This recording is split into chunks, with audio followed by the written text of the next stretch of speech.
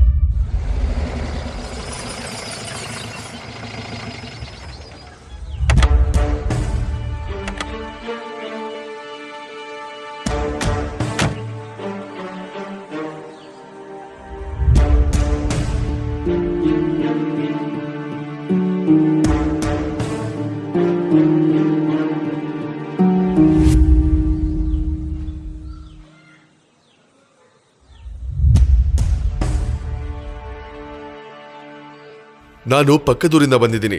ನನ್ನ ಹೆಸರು ದೇವನಾಯಕ ಅಂತ. ನಿಮ್ಮ ಹುಡುಗಿ ಇಷ್ಟ ಆಗಿದ್ದಕ್ಕೆ ಇಲ್ಲಿಗೆ ಬಂದೆ. ಅವಳನ್ನ ಮದುವೆ ಆಗೋಣ ಅಂತ ಇಲ್ಲಿಗೆ ಬಂದೆ. ನಿಮ್ಗೇನಾದ್ರೂ ಅಭ್ಯಂತರ ಇಲ್ವಲ್ಲ? ದೇವ್ರೇ, ಏನಂತ ಮಾತಾಡ್ತಿದ್ದೀರಾ? ಇದನ್ನು ನೀವು ಕೇಳಬೇಕಾ? ಇದು ನಮ್ಗೆ ಸಿಕ್ಕಿರೋ ಅಂಥ ಒಂದು ದೊಡ್ಡ ಭಾಗ್ಯ. ಹುಡುಗಿ ಒಪ್ಗೆನ ಒಂದ್ಸಲ ಕೇಳ್ಬಿಡಿ. ಯಾಕೆ ದನಿಗಳೇ ಅದಲ್ಲ? ಚಿಕ್ಕ ವಯಸ್ಸಿನಿಂದ ನಾನು ನೋಡ್ತಾ ಇದ್ದೀನಿ. ಅವರ ಅಪ್ಪ ಅಮ್ಮ ಅವಳು ಹುಟ್ಟಿದ ತಕ್ಷಣ ತೀರ್ಕೋಬಿಟ್ರು. ಇಲ್ಲೇ ಪಕ್ಕದಲ್ಲಿರೋ ಯಾವುದಾದ್ರೂ ದೇವಸ್ಥಾನದಲ್ಲಿ ನಾಳೆ ಮದುವೆ ಮಾಡಿಬಿಡ್ತೀನಿ. ಆಯಿತು.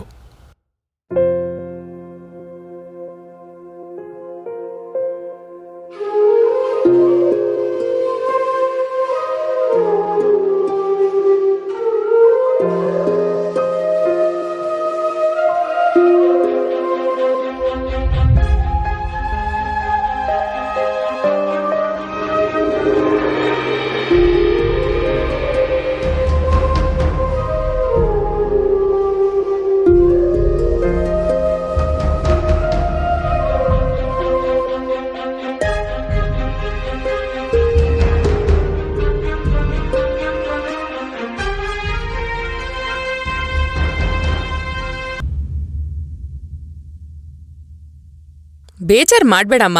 ಈ ಮದ್ವೆ ನಿಂಗೆ ಖಂಡಿತ ಇಷ್ಟ ಇಲ್ಲ ಅಂತ ನಂಗೆ ಗೊತ್ತು. ನಂಗೆ ಇವ್ರ ಜೊತೆ ಬದುಕಕ್ಕೆ ಇಷ್ಟ ಇಲ್ಲ. ನನ್ನನ್ನು ಇಲ್ಲಿಂದ ಕಳಿಸ್ಬಿಡಿ. ನೀನ್ ಅನ್ಕೊಂಡಿರೋ ರೀತಿ ಅಷ್ಟು ಸುಲಭ ಅಲ್ಲಮ್ಮ. ನಿಂಗ್ ಮೊದ್ಲು ಗಂಡ್ಮಗು ಹುಟ್ಟಿದ್ರೆ ನೀನಿಲ್ ರಾಣಿ ತರ ಬಾಳ್ತೀಯಮ್ಮ. ಏನಾದ್ರೂ ಹೆಣ್ಮಗು ಆದ್ರೆ